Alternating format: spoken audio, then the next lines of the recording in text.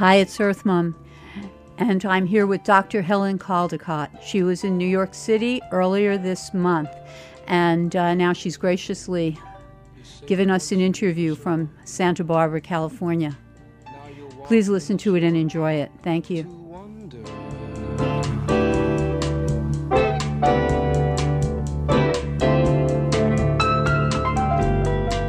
more you learn, the less you know.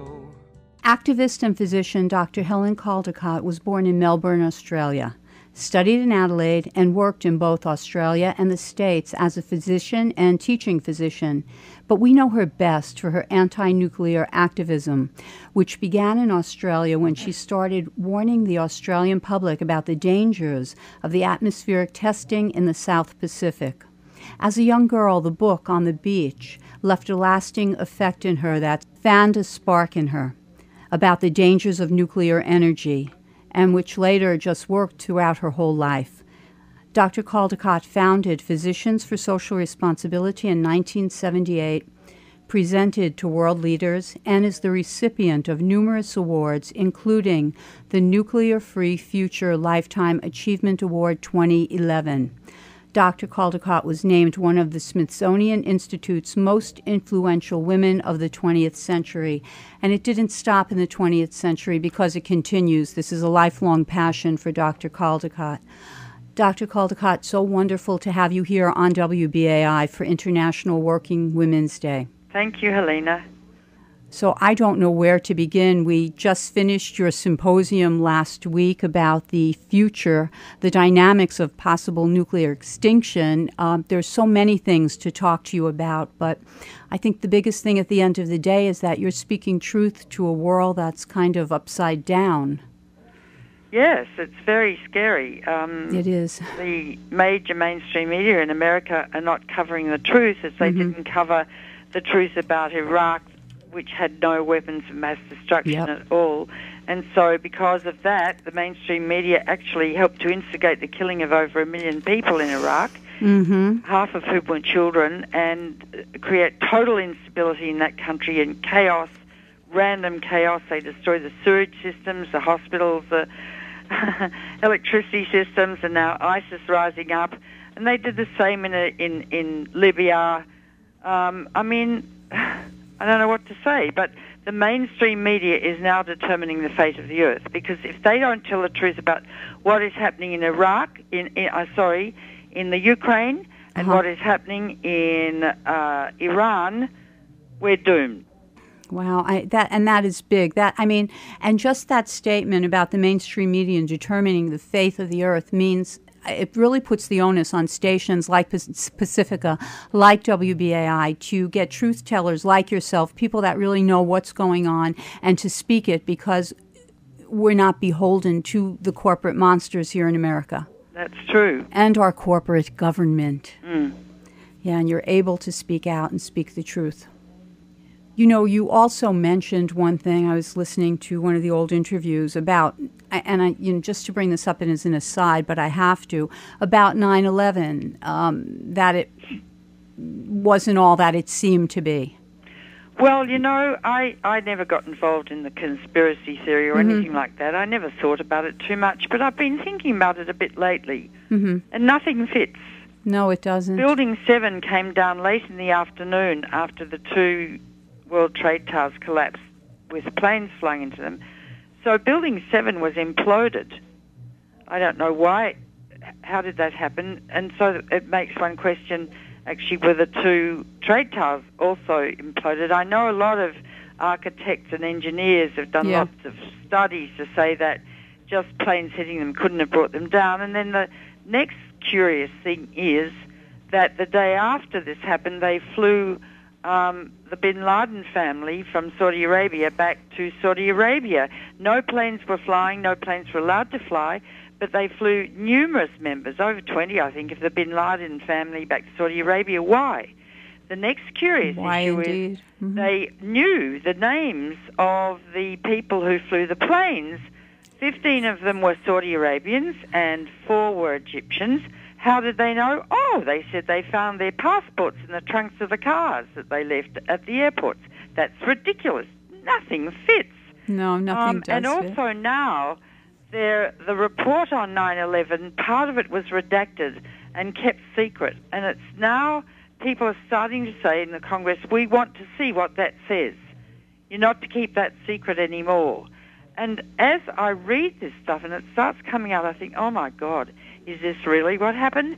Did Cheney, Rumsfeld et al. Set this up as their Kristallnacht, which is what Hitler did, which allowed Hitler then to take over the National Socialist Party and take control of Germany? And certainly it was a Kristallnacht in a way, because then Cheney and Rumsfeld et al. Had absolute power. They bombed Afghanistan, which had nothing to do with anything. It was really Saudi Arabia, let's be frank. And then they went into Iraq, which had totally nothing to do with anything. Why did they go in? Well, I think because Iraq's got lots and lots of oil, and Saddam Hussein was going to nationalize the oil, and so they couldn't get at it. And, you know, Saddam Hussein worked with the CIA since he was 21. He was a CIA US puppet and plant. Like Poroshenko in the Ukraine at the moment. So it's terribly important to practice critical thinking and be logical and reasonable about these things. Now, I'm not saying it, you know, it all fits together, but it doesn't fit together as a jigsaw the way it was presented to the American people. And I also think if the American people ever really found out what happened, oh my God, the whole country would collapse. I think you're right. I think it would. I think it's the psychological thing to get for people to actually get their head around that my country would do this, because we don't understand the havoc that we've wreaked in this country, in founding this country with the indigenous people, the people that lived here first. It's not in our history books. We don't learn that we do anything wrong. Yeah, but you don't know what you've done around the rest of the world either. Right. I mean, America's got, 150 bases, military bases, in almost every country of the world. I mean, how dare they?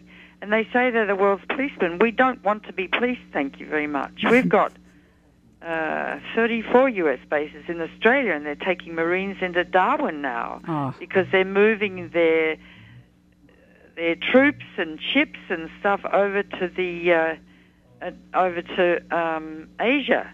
Why? Because they're going to take on China. Why? Because although China's your biggest trading partner, the Pentagon has been writing articles for years and papers about the fact that they're our new Cold War enemy. And America's been circling China with anti-missile bases and Aegis ships with anti-missile missiles on them, and they're doing the same to Russia. I mean, who do these people think they are? And they talk about American exceptionalism. It's American exceptionalism in killing. It totally is. And they call themselves Christians. Well, you know, in the Bible it says, thou shalt not kill. Jesus said, love thine enemy, do good to those who hate you. You can't be a Christian unless you follow those dictates. Jesus was also angry. He kicked over the money tables. Is it not time that we kicked over the money tables? I agree. It's way over time to kick over the money tables. And then with the whole anti-nuclear thing and where we're at now, and so close to buttons being pushed, and we're at this critical juncture. We're at a critical juncture with Mother Earth, with what's going on. We're annihilating ourselves in one way or another, in our devastation of Mother Earth, not caring for her. And if we don't do it that way, then it seems we would do it through a nuclear war. And you've written about some of the answers on that. Well, there are three major issues facing the human race and our children and descendants right now.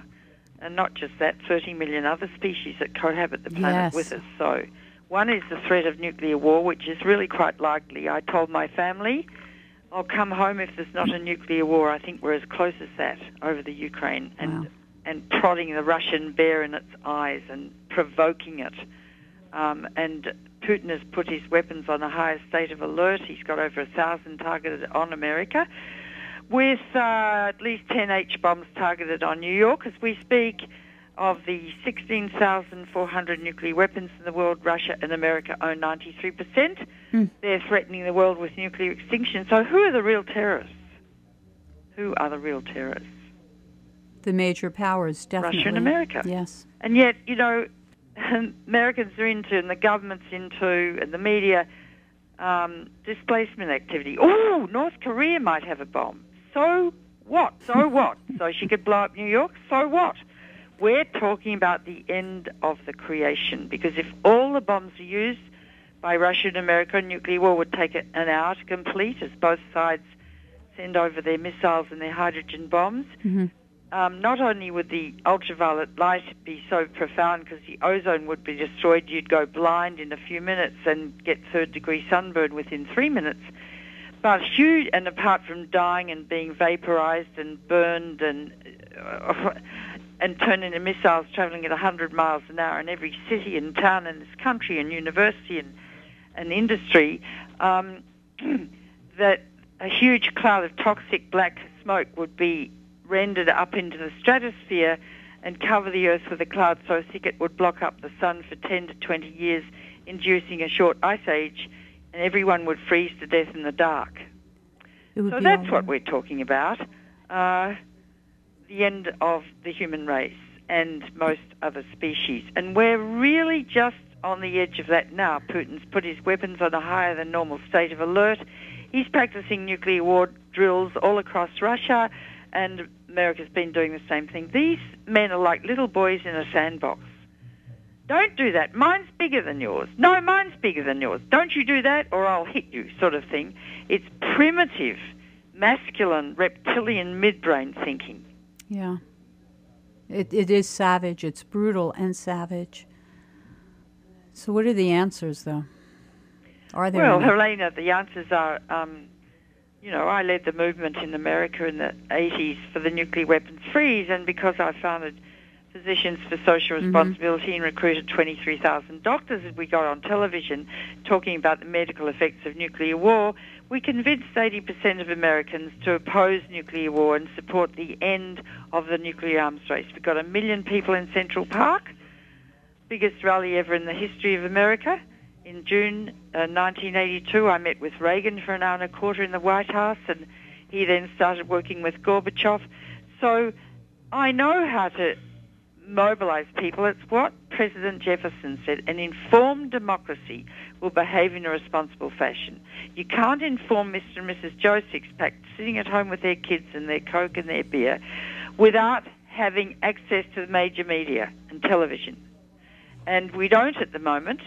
And so you've got an ignorant population, poor people who don't even know what's threatening them. When they find out, they rise up as one. So the media is determining the fate of the Earth, absolutely and thoroughly. I don't know what to do about it, except, I thought, you can go and ignite yourself in front of the White House. Well, that wouldn't do any good. I mean, what do you do? What do you do to draw the attention of the media? I thought of one thing we could do called Babies Against the Pentagon. When the Senate is debating nuclear weapons, we release hundreds of naked toddlers into the Senate chamber because they're the symbol of life and what we're on about, and the senators would have to clean up the mess. That sounds good.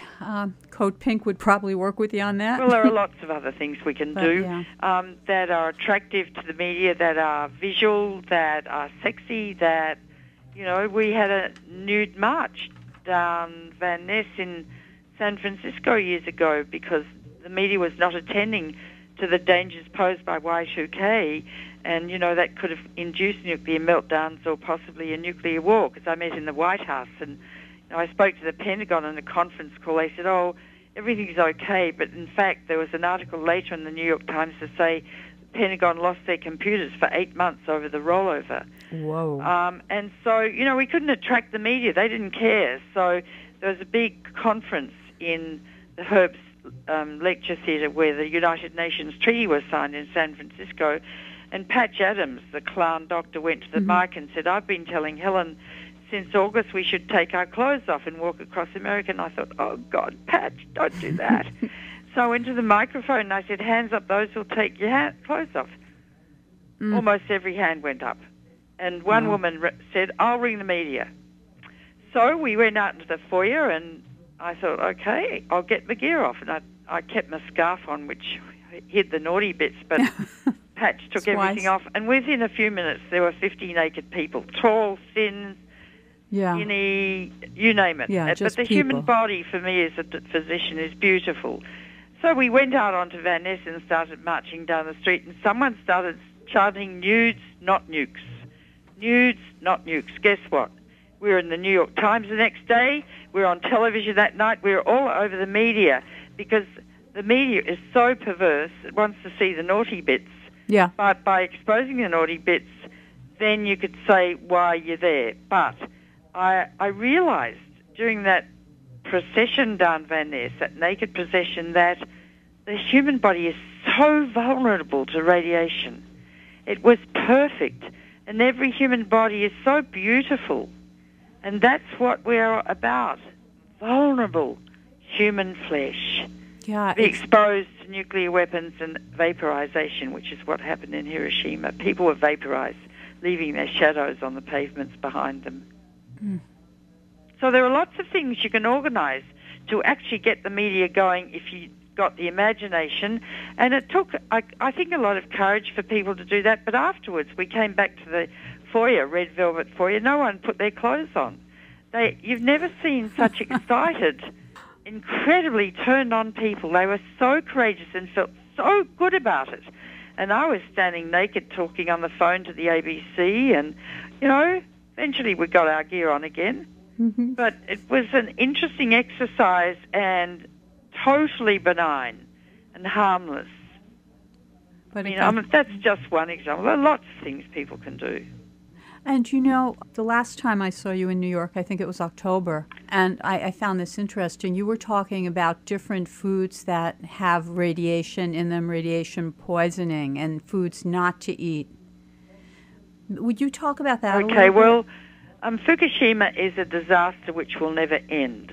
No nuclear accidents ever end because 40% of the European landmass is radioactive. There are wild boars running around Germany so radioactive they almost glow in the dark. So I don't eat European food because I don't know what's containing cesium and strontium and americium and plutonium, you name it. And that is basically... These elements concentrate in the food chain. Turkey got a hell of a fallout, and they were so angry they picked all their radioactive tea and sent it to Russia so they could have the joys of drinking radioactive tea. But Turkey got so much fallout, and they grow most of the hazelnuts in the world, which make Nutella and, the hazelnut coffee. You better not eat hazelnuts, and don't eat Turkish dried apricots or dried figs or the like, or dried tomatoes. I don't eat European food. Australian food's not radioactive. We just export uranium. The uranium in the Fukushima reactors was Australian uranium. So we're killing people. Don't eat ever again Japanese food. Do not eat fish, miso, seaweed, rice, vegetables. Prince William's just gone to Fukushima and he's talking to the children and he's eating food from Fukushima. All Nippon Airways, ANA, is going to serve only food from Fukushima on its planes during the month of March. To help them. Now, when you eat... Wow, but well, not to help, but they're denying reality. When you eat food containing cesium and strontium and the like, you can't taste, smell, or see it. These elements migrate to various organs in the body, cesium to muscles, to heart muscles, to the thyroid, the pancreas, the brain. Strontium-90 to the bone, where it can cause leukemia and bone cancer. Cesium can cause rhabdomyosarcomas, extremely malignant tumours of muscle, brain tumours, thyroid cancers, then it's radioactive iodine, although that's got a short half-life. But so by the time you get the food, it will be decayed. So if you catch fish on the West Coast, which are going to become more and more radioactive as they reconcentrate the radiation, every day 400 tons of extremely radioactive water is being emitted from that Fukushima disaster area. And that's happened for 4 years and will go on for the rest of time because there are 3 meltdowns of huge radioactive nuclear cores into the earth. The water comes down from the mountains, washes around and swells around the cores and becomes extremely radioactive. It's going into the Pacific. There's no way to get to the radioactive cores. They'll never clean it up. They'll never decommission it, ever. Ever. And so your government should be testing the fish caught on the West Coast. It should be testing the ambient air, because if there's another earthquake greater than 7 on the Richter scale, some of those buildings could collapse into the molten cores, and God knows what would happen then. Oh, wow. Huge amounts of radiation would escape. They should be testing the water as well, and they're not. What recourse do the people in Japan have? I mean, it's none. None, huh? Except for people living in the Fukushima prefecture and Tokyo. Tokyo is extraordinarily radioactive. They need to evacuate. But where? Japan's terribly thickly populated. I mean, it's a disaster beyond belief medically. Just makes you want to tear your hair out if you're a physician. Already over 104 children have developed thyroid cancer in the Fukushima prefecture, and that's the tip of the iceberg, because that developed very fast. Most cancers take long time to develop post-radiation exposure, 10, 20, 30, 40 years, and they do not denote their origin. So we're going to see, already over 1 million people have died as a result of Chernobyl, and you could extrapolate those figures now to Japan. And the numbers will be a lot higher just because of the dense population. Well, I don't know. We'll see. No. But there are no studies, medical studies, or data being collected on the populations. The doctors have been told not to tell their patients that their symptoms could be related to radiation. And a new secrecy law was passed in Japan to say that any journalist who reports honestly on Fukushima could be jailed for 10 years. Your nuclear industry is encouraging Japan to reopen its reactors. This is called wickedness. It is. I tell you, there have been many, many times over the last couple of decades that I'm always embarrassed to be an American. And well, I'm embarrassed to be Australian, so you know. Yeah, right. So we're all in the same family. Yeah. It's the family that loves and respects life. So the Fukushima disaster, the effects are worldwide, are they not? Well, no, they're mostly at the moment in Japan and Taiwan. China got a fallout. You initially got quite a high fallout. Yes, and the radioactive plume went around the northern hemisphere. The two air masses at the equator don't mix, so we got nothing down in Australia. But the Pacific circulates all the way round your coast down to Latin America and over to Australia. So it's going to, in time, become a very bad health problem. So I don't know what to do about it. There's nothing one can do. It's just... But we can prevent nuclear war, and we can stop global warming.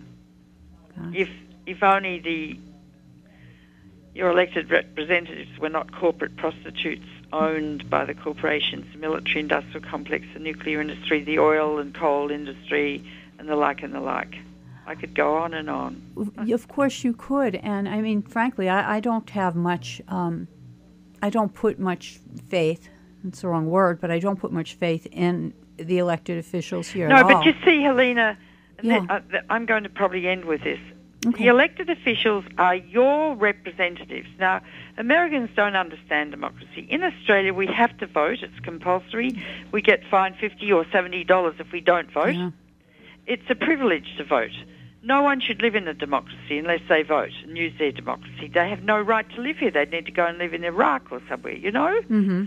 So that's the first thing, or Saudi Arabia. The next thing is that your elected representatives represent you. You are their leaders. They are your representatives, including the president. And so, therefore, you've got to get to know who you represent, who you elect, and you've got to go and see them every time they come to the home district. And you say, you read this book, Crisis Without End, about Fukushima, or Nuclear Power's Not the Answer, or, you know, whatever, or you watch this video and you learn. And if you don't represent us and the people in this electorate, we'll make sure you're not elected next time. And that makes in Wisconsin, where the people took over the State House, took it over because it's their State House. You should take over the congressional building. It's yours. It belongs to you. It's your Pentagon. $1 trillion a year of your tax dollars goes to killing. And lots of it goes to the nuclear power industry, which is a socialized industry. So you actually live in a socialistic country for military-industrial complex, the Pentagon, the nuclear power industry, but all the rest of you have to struggle with capitalism where you don't even have free health care, which we do in Australia, and free education until recently.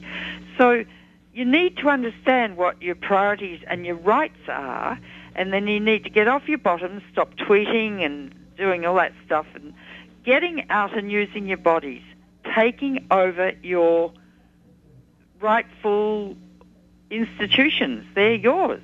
They belong to you. Get a degree of indignation in your soul to know that you're not going to survive.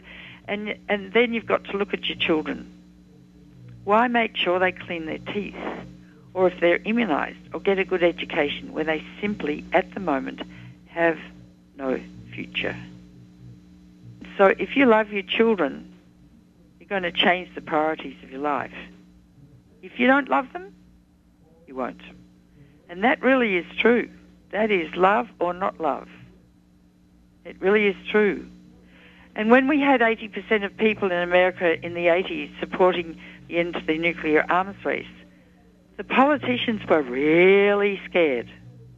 If you mobilise the people and you mobilise the media by doing classy acts that they have to cover and putting your bodies on the line, then the people will learn and the politicians will start to represent you. That is what a democracy is. You are their leaders. They are your representatives. Thank you for that. I mean, I wonder now, because our political system is so run by money. I know, but so run by you have money. to educate yourselves. An informed democracy will behave in a responsible fashion. Go to my website, HelenCaldicottFoundation.org. Download symposium I just held this weekend at the New York Academy of Medicine called The Dynamics of Possible Nuclear Extinction. Listen to the whole thing. Then you download the conference I held last year on the ecological and medical consequences of Fukushima. Listen to that. Read what's on my webpage. Read my books. Now, my books aren't the only books you need to read, but you must become well educated.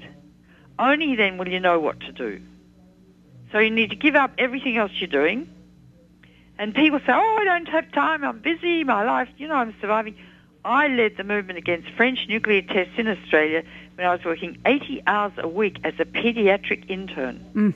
I would put an IV in the scalp vein of a baby who had meningitis, run up to my bedroom, take my white coat off, do a TV interview, and run back and and investigate treat another patient. Don't tell me you haven't got time. If you value and treasure your very existence and the children and the roses and the lilacs, you'll change the priorities of your life. It's about love. That's what it's about. Period. If I can do it, you can do it. Dr. Caldicott, you are one superwoman, I must admit. You really are. Thank you. So I don't know that we're all quite up to your standards, but yeah. No, you mustn't do that. See, you're putting yourself down. Do not do that. I've passed the torch to you. Do not put yourself down. That makes me feel hopeless. We're not going there. Please don't say that. Okay. All right? No, you're amazing, and we thank you so much. Is there anything else coming up that you'd want to announce that people should know about it? No, not at the moment. I'm going home for a rest. Well-deserved rest. R&R. Okay? Yes. Thank you so much. Thanks. The wind is love, is the wind. Wind is my love. Who knows the wind? Who knows my love? Where blows the wind? The wind